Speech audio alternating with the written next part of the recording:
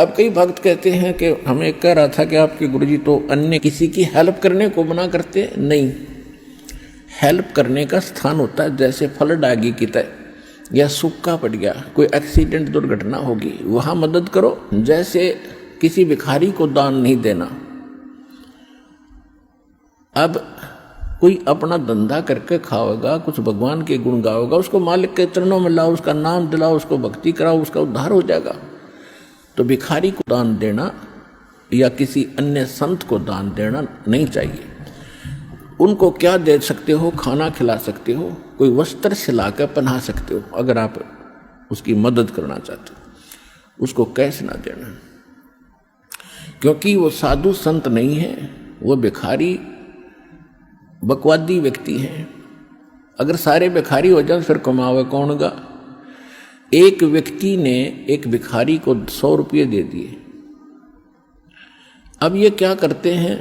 सारी बकवाद करते हैं, शराब ये पीवें, मांस ये खावें, क्यों फ्री का मिल रहा है। और फिर सबके गधे बनेंगे, किसी कुत्ते बनेंगे, वो संस्कार और बढ़ेगा, वो वापस देना पड़ेगा। कोई वैसे थोड़ा किसी से ले लिया वो देना नहीं। कहते तुमने उस दरगाह का मैल नहीं देखा और धर्मराज के तिल तिल का लेखा।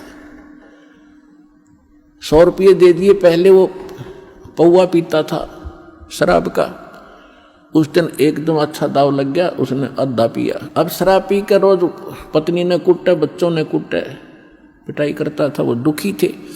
उस दिन आधा पी लिया, ज्यादा दिमाग खराब हो गया उसका, परिवार की पिटाई करती, उसकी पत्नी उसको सारे बच्चों को लेकर कुएं में गिर कर मर गई।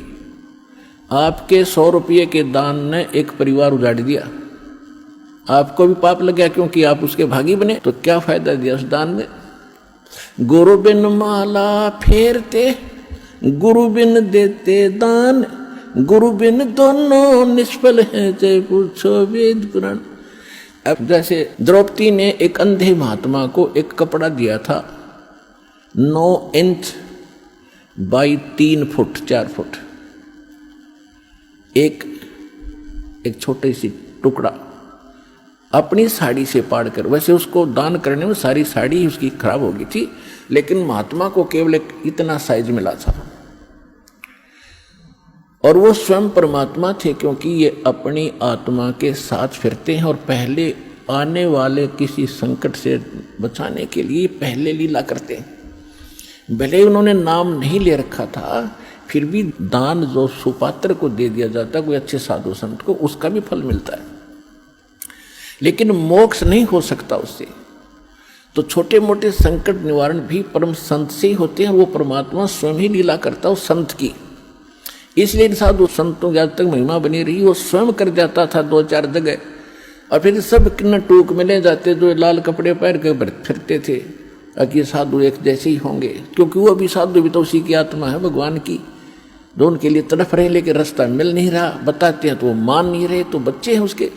तो सभी के लिए परमात्मा समदृष्टि है, सभी का लाभ, सबके दुखों से बचाने की चेष्टा करता है।